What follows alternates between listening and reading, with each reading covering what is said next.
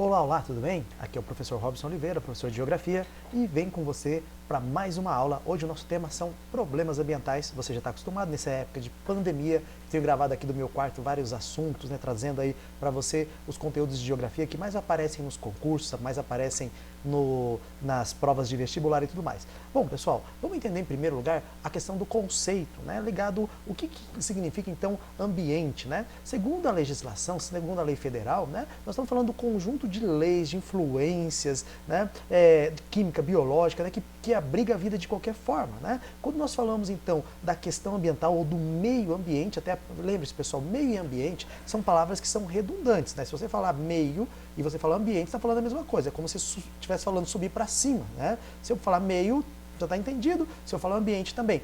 Por que então a necessidade de você falar meio ambiente? Para nós determinarmos então um espaço no qual a questão natural, né, os recursos naturais, eles precisam ser preservados. Essa é a ideia então que nós estamos falando aí, ok? Então quando a gente fala aí do conjunto de condições, leis, influências, interações de ordem física, química, biológica que permite abriga e rege a vida em todas as suas formas, né?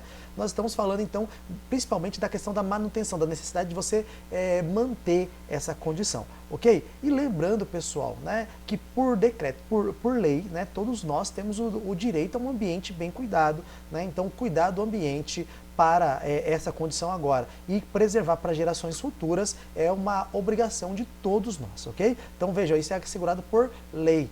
Beleza? Então vamos entender um pouquinho, pessoal. Um dos grandes conceitos que geralmente acaba fazendo muitas pessoas errarem é a questão do impacto ambiental, né? Quando nós falamos da preservação dos recursos ambientais e tudo mais, sempre que aparece a palavra impacto ambiental, as pessoas tendem a errar.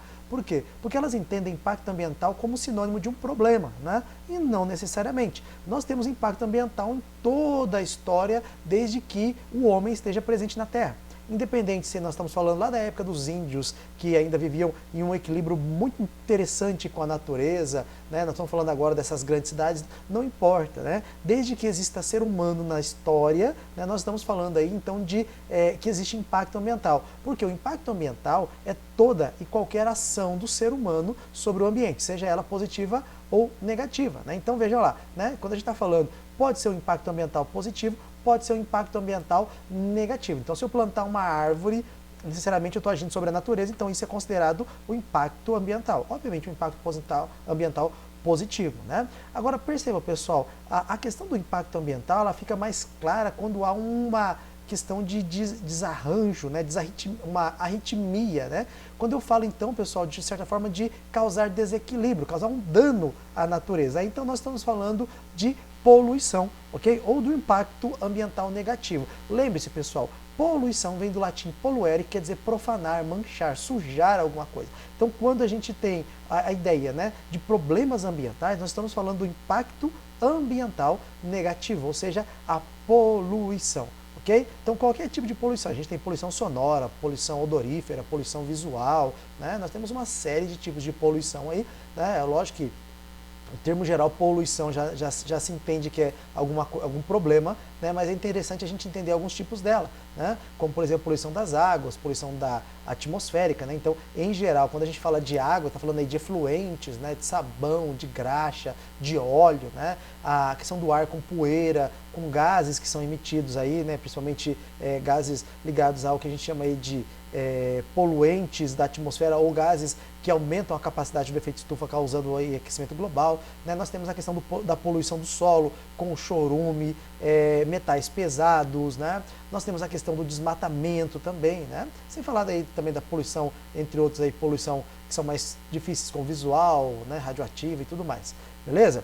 Vamos dar uma olhada aí? Então, começando, pessoal, lembrando aí, a gente vai tentar dar uma olhada aí em um aumento do efeito estufa e o aquecimento global juntos, né? A questão aí do derretimento das geleiras, o desmatamento, destruição da camada de ozônio, né? Chuva ácidas, a questão do clima urbano e os resíduos perigosos e escassez da água. Essa é a nossa ideia a princípio aí, beleza? Bom, vamos começar então com o efeito estufa, pessoal. Vejam, o efeito estufa em si, né, isso já caiu bastante nas provas por aí, não é um problema, porque o efeito estufa é, na verdade, um fator natural, não é antrópico, né? Quando a gente fala de efeito estufa, nós estamos falando então da capacidade da atmosfera em reter uma parte do calor que deixaria, né, que foi refletido no albedo da Terra, né, o calor que deixaria então o nosso planeta. Então, uma parte, né, quando a Terra recebe luz e calor do Sol, uma parte é absorvida pela Terra, né, e a maior parte disso então se torna refletida, né, pelo albedo, refletido então de voltamente para o espaço. O que acontece, pessoal? Se toda a energia que foi refletida ela fosse realmente embora, né, a Terra seria muito frio, né, a Terra seria menos 33, menos 40 graus, então ficaria muito frio e muito difícil para a vida. Então vejam, nós temos alguns gases, como é o caso do próprio carbono, do enxofre, do argônio, do vapor d'água, que nós consideramos então gases estufa. E o que significa isso? Quando então esse calor está tentando deixar, né, e foi refletido pela Terra, que está tentando deixar o nosso planeta, uma parte desse calor é retido pela atmosfera, e isso então é chamado de efeito estufa. O que então é o problema? Se o efeito estufa não é um problema, o que acontece, pessoal? Quando nós então aumentamos a concentração desses gases estufa na atmosfera, nós damos superpoder a ela, né? Nós damos mais força do que ela necessariamente precisa, e por conta disso a atmosfera começa a reter muito mais do calor que devia ir embora. E dessa forma, pessoal, nós temos o chamado aquecimento global, que causa uma série de problemas, né? Alterações principalmente dos padrões climáticos da Terra. Beleza? Então, quando a gente fala aí de aquecimento global ou efeito estufa, pessoal, tem que tomar só esse cuidado aí para não confundir os termos. O efeito estufa, ele não é antrópico, ele é natural, beleza? Já caiu algumas vezes aí em algumas questões, principalmente aqui em Maringá, né, na Universidade de Maringá, e muitas pessoas acabam errando esse conceito. Beleza? Nós temos aí o fato de algumas consequências do aquecimento global. Então vejam bem, se eu tenho aumento da temperatura da Terra, nós temos a questão da dificuldade de alguns seres, como por exemplo as ostras, entre outras, de se reproduzirem. Nós temos a questão da mudança dos ventos, das correntes marítimas, né? É possível que ocorra o chamado derretimento das geleiras, e isso significa para nós um problema muito, mas muito sério. Por quê, pessoal? Né? Estamos falando aí de aumento do nível dos mares, de diluição do sal da água, que pode influenciar diretamente nas correntes marítimas, né? E uma série de outros problemas que a gente pode perceber. E lembrando que alguns países, basicamente, eles adaptaram, né? Basicamente não, quase todos os países, né? Adaptam a sua agricultura às condições climáticas, ao calendário climático. Se você tem alteração, você significa também problemas para esses países, ok? Bom, em primeiro lugar aí, pessoal, né, um problema bem forte, primeiro não, né, o segundo aí que a gente tem, né, a questão do desmatamento. Lembrando, pessoal, desmatar significa retirar a mata, né, então alguns chamam de desflorestamento, que é muito comum também, mas a gente pode chamar de desmatamento, significa então a retirada da cobertura vegetal, né, em especial aquela cobertura vegetal original, que ela já tem toda uma ecologia adaptada àquele ambiente, e sempre isso significa então mudanças nos nichos ecológicos, né? Abertura, possibilidade, exposição, né? Abertura e exposição do solo à condição dos agentes intempéricos, né? Causando erosão do solo, né? Lixiviação, causando problemas de perda da fertilidade, ok? Então nós temos uma série de problemas, né? Então vamos entender principalmente a questão da erosão, né? Em geral, quando a água começa a correr ali e fazer a lixiviação, arrancar alguns tipos de elementos ou nutrientes, você tem os chamados sulcos, né, que são pequenas linhas ali que vão se formando. Este suco, com o passar do tempo, ele pode se juntar com outro suco e ele vai aumentando sulco, tá? É suco com L ali, né? Então ele vai se aumentando até o ponto de formar uma ravina.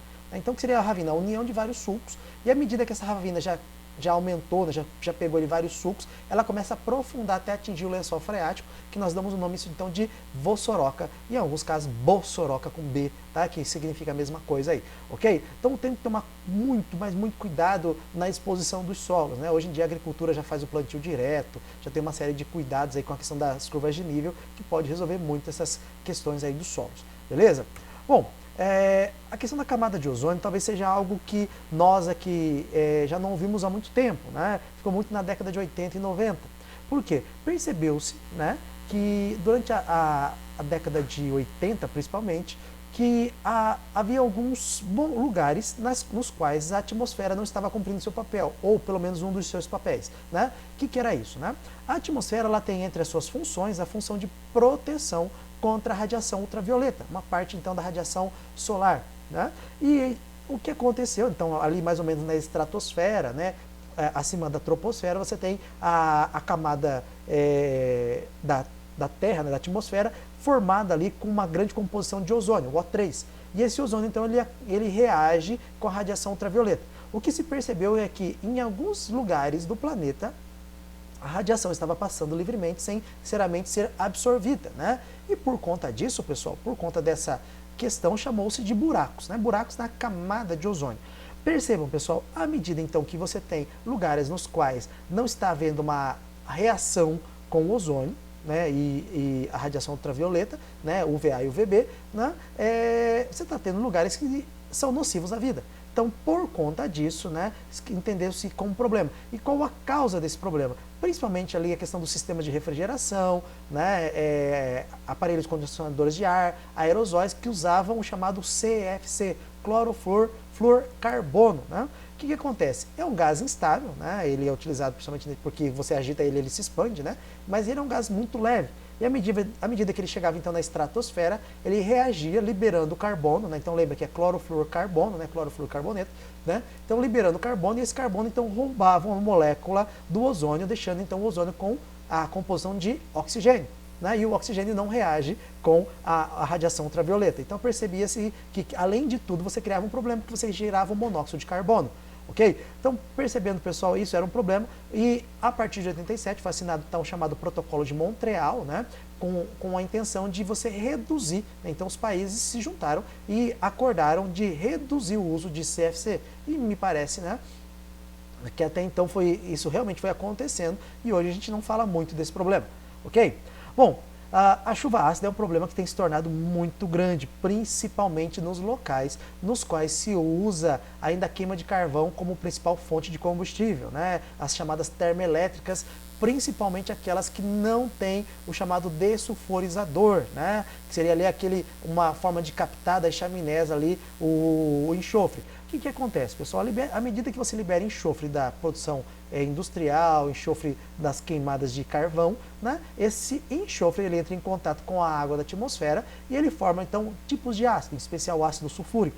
E esse ácido sulfúrico, então, ao voltar para a Terra na chuva, né, ele pode poluir alguns corpos d'água, pode matar plantas, porque é o ácido que vai queimar então as células das plantas, corrói pinturas de automóveis, de monumentos, de prédios, né? Então acaba sendo um problema muito grande. E o que é mais interessante de se entender e problemático, né, é que em geral, né, aqueles que causam problema não são os únicos afetados. Muitas vezes essa poluição, essa quantidade de enxofre acaba sendo levada pelo vento e vai chover na zona rural, vai chover em outras regiões, nas quais talvez não tivessem nem envolvidas com aquele processo produtivo, mas isso acontece em grande quantidade. Ok?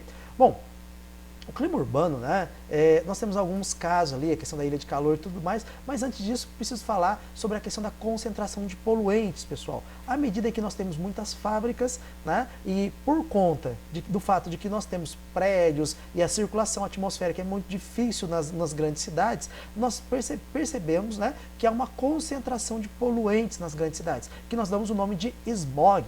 Então vejam, pessoal, o smog ele tem problemas muito sérios, ele causa problemas muito sérios na questão da respiração humana, né? Então causando aí as chamadas tuberculose, rinites, sinusites e tudo mais, né? Ou seja, acaba gerando problemas muito grandes, principalmente quem tem tuberculose não tem como viver numa grande cidade, principalmente porque a concentração de poluentes do smog, principalmente no inverno, quando a pressão atmosférica aumenta, é muito forte, né? Então, vejam, além disso, né, não é só a questão do smog, mas o smog acaba sendo um problema muito forte para a questão da respiração.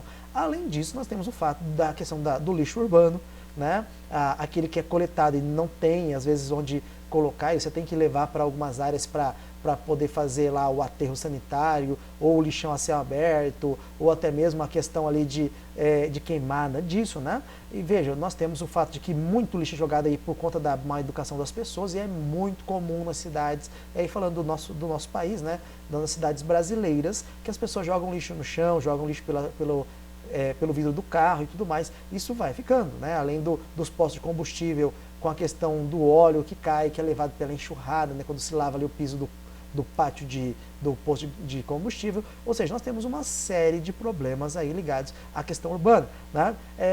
Talvez que seja muito claro é a questão da inversão térmica, né? Que era para ser um fator natural, né? A inversão térmica é um fator natural, em condições normais, quando você tem o ar quente na parte mais baixa, lembrando que o ar quente está sendo refletido, é a parte do ar que absorver o calor que está sendo refletido da Terra, né? Depois a gente tem o ar frio e o ar mais frio ainda, né? Então veja, a condição normal, o ar quente, então ele tende a subir, e quando ele sobe, ele leva os poluentes com ele, né? Isso em condições normais. Mas quando nós temos queda de temperatura, né? O ar frio, quando ele domina essa zona de solo, então, por ser muito mais denso, né? Ele acaba não subindo, então ele não leva a poluição embora e há uma concentração de poluentes muito maior. E a gente percebe isso principalmente nas madrugadas, nas grandes cidades, mas também nos períodos de inverno. Por isso que o período de inverno tem tanta situação de problemas respiratórios, de alergia e tudo mais, porque aí você tem uma maior concentração do smog, né? Então essa nuvem de poluentes acaba ficando mais densa, mais grossa e causando mais efeitos aí ou malefeitos, né, à saúde. Bom, ilhas de calor, pessoal, eu acho interessante esse conceito porque a gente percebe que em algumas partes das cidades, né, a concentração de temperaturas mais altas, a gente percebe que é uma temperatura muito mais alta do que em outras áreas. Principalmente por quê? Porque você tem vidraçaria dos prédios que refletem o calor para o chão, você tem o fato da liberação de CO2 pelos automóveis, né, a poluição, o caso do asfalto que acaba absorvendo muito por ser mais escuro, né? Então toda a superfície que é mais escura ela acaba absorvendo mais calor e tem essa situação aí, né? Veja, então assim, por conta disso a gente consegue perceber diferenças. Eu coloquei aí de 6 a 8 graus, mas eu já fiz testes daqui na minha cidade e dependendo do ambiente a gente consegue até uma diferença de 11 graus e é uma coisa muito séria, né? Então veja, ilhas de calor, né, seja a ilha você tem uma ideia, né, aquela parte, aquela porção de água ou de terra, né, cercada de água por todos os lados, né, aquela parte isolada ali. Então nós temos partes isoladas dentro das grandes cidades com temperaturas muito altas, né? Quem já andou em São Paulo ali em alguns lugares é muito quente por conta dos prédios, por conta da concentração de automóveis e tudo mais. Aqui em Maringá, mesmo sendo uma cidade muito arborizada, né, ainda assim também sofre com algumas ilhas de calor. Só pensar aí, quem não conhece Maringá, né, tem uma avenida que chama Avenida Brasil, né, oi, oi, oi, né, aquela coisa toda, tá passando aí de novo. Mas veja, a Avenida Brasil é um lugar no qual a gente percebe, né, onde a gente percebe altíssimas temperaturas, né, ao longo da tarde. E veja, por conta exatamente do que eu falei para vocês, a concentração de carros, a concentração de pessoas e tudo mais. Beleza? Bom, além disso, pessoal, nós temos o fato de que hoje em dia ainda se percebe, né, a questão de resíduos perigosos, esgotos sendo jogados, né, muitas vezes você usa-se defensivos agrícolas na propriedade rural e isso é levado pela água da chuva e acaba atingindo um corpo d'água, né, e pode causar uma série de problemas, como a morte de muitos animais, né. Além do fato também que às vezes se joga fertilizante na terra e ela cai na água, isso pode chegar no oceano e gerar ali a superproliferação de algas e ter um problema de eutrofização, né, e tudo mais, porque as algas que estão embaixo elas acabam não tendo condição, por conta da superprodução de algas, né, elas acabam não tendo condição de chegar até, de ter contato com a luz e por isso não se reproduzem, acabam morrendo e geram, né, toda planta ou todo ser aí, orgânico quando morre ele vai liberar carbono, então enfim o carbono vai retirar o oxigênio da água, né, então a gente tem ali vários problemas ligados aos resíduos perigosos, ok? Então veja pessoal, em termos de problemas ambientais a gente tem uma série deles aí que dá para falar, que dá para se aprofundar, acho que vale a pena dar uma lida aí nos slides, né? Mas a gente tem aqui também, não pode esquecer o fato de que a escassez da água. Veja, não é a questão de acabar a água, né? Mas a qualidade da água que tem mudado muito. Então, à medida que a gente usa a água de forma indiscriminada, né? Há uma dificuldade de separação de alguns tipos de produtos. Né? Então, cada vez mais difícil tratar essa água, cada vez mais difícil cuidar dessa água, captar essa água e tudo mais, e por conta disso ela acaba se tornando um bem muito escasso. Né? Hoje já se fala que a água pode se tornar um commodity, né? Ou seja, um produto natural que tem circulação mundial, que tem preço cotado na Bolsa de Valores, né? Um preço alto. Né? Hoje em dia quem vai comprar uma água engarrafada com uma qualidade um pouquinho melhor está pagando absurdos. Né? Talvez mais caro até que combustível. Quando eu era criança a gente falava assim que um dia a água ia custar mais do que a gasolina, e hoje já acontece. Né? Então a gente compra aí, se você for num posto de gasolina, hoje em dia você está gastando 3 a 4 reais, né? 4 e pouco na verdade ali, o litro da gasolina, e você paga 2,50 no meio litro de água, então você percebe que já há essa mudança, ok? Bom, rapidamente pessoal, para a gente aí falar um pouquinho, né? Não faz parte aí da ideia que eu tinha dito, mas aproveitei para falar um pouquinho das conferências ambientais, né? Então, das lutas que nós temos. Só deixei de fora, então, as conferências das partes, fica para um outro momento, né, das COPs aí, mas falar um pouquinho do discurso ambiental moderno, né? Começando aí pela ideia do livro escrito pela Rachel Carson, né? A Primavera Silenciosa, um livro basicamente de uma jornalista, mas ligando ali muita questão da biologia, da perda dos nichos ecológicos de alguns pássaros por conta dos agrotóxicos e tudo mais, né? Esse livro ele foi realmente um marco na questão do discurso ambiental e ele comoveu muitas pessoas, né? Tanto é que no mesmo ano, não talvez por conta do livro, mas com certeza o livro teve a sua influência, né? Nós temos aí os grandes países, os países mais desenvolvidos, né? Formando o chamado Clube de Roma, né? Uma ideia ali de você então estudar a questão ambiental, de propor, né, melhorias e propor soluções para que a questão ambiental não se agravasse já na década de 60. Perceba, pessoal, ao ponto de que o Clube de Roma ele vai aparecer ali junto com os países mais envolvidos em 72 em Estocolmo, né, na primeira grande conferência mundial, né, a conferência que chamava ali de meio ambiente humano, né, ou meio ambiente humanizado. E vejam, pessoal, qual foi o discurso dos países ricos nessa época, né, de que o desenvolvimento, né, o crescimento, né, era um problema para a natureza. Então a gente estava ali a ideia de crescimento zero.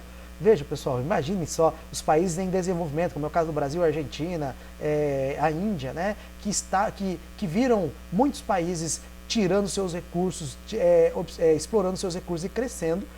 De repente vem esses mesmos países que destruíram o seu ambiente, né, dizendo assim, olha, vocês não podem destruir porque se vocês destruírem, a natureza não vai aguentar. E logicamente isso criou um mal-estar gigantesco, né? Foi uma situação que acabou gerando ali um mal-estar e dificuldades, né, de que os países em desenvolvimento ouvissem a proposta. Por quê? Porque para eles o crescimento econômico era algo necessário, né? A gente percebe, eu estou em 2020 e existe a discussão, isola, não isola, no Brasil, o que é mais importante, né? Crescimento econômico ou vida das pessoas. Veja, em 2020 as pessoas estão discutindo, imagine aí em 72 ainda, com uma série de problemas de entendimento ainda que não se tinha e tudo mais, né? E a necessidade, o desejo de crescimento econômico que se tinha.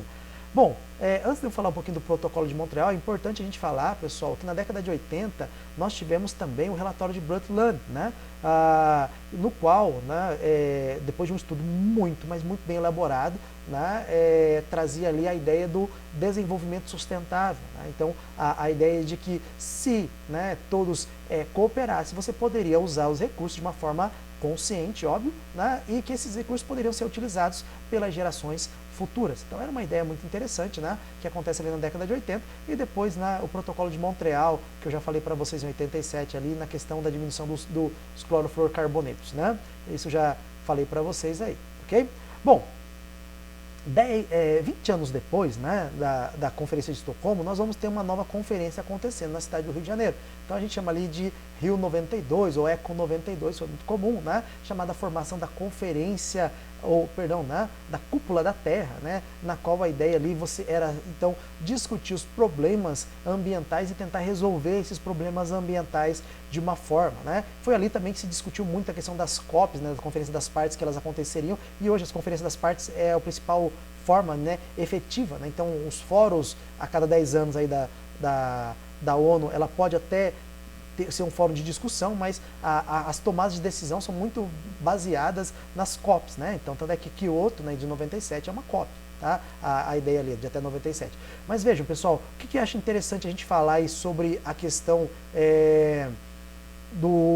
da Eco 92, a questão da Agenda 21, né? Então, uma série de propostas e medidas que deveriam acontecer até que chegasse o século 21, né? A preservação dos recursos hídricos, das florestas, a diminuição da pobreza e tudo mais, né? Então, havia uma série de discussões que precisavam ser feitas e foram buscadas, algumas, outras não. O que se percebe é o seguinte: quando, né, entre elas o Protocolo de Kyoto, que eu já falei para vocês, mas quando se passa 10 anos, né, e você vai para a chamada lá Conferência de Joanesburgo, em 2010, né, percebe-se que pouco do que se tinha acordado, né, e pouco do que se tinha determinado na Agenda 21 havia se cobrado, né, tanto é que se diz que Joanesburgo foi meio que fracassada, porque não houve muitos avanços, né? E, inclusive, né, houve aí, eu acho que um banho de água fria no discurso ambiental. Se em 92 muitos países estavam muito animados, né, com a questão ambiental, em 2002 isso já mudou muito, né? Tanto é que a conferência que vai acontecer depois em 2012,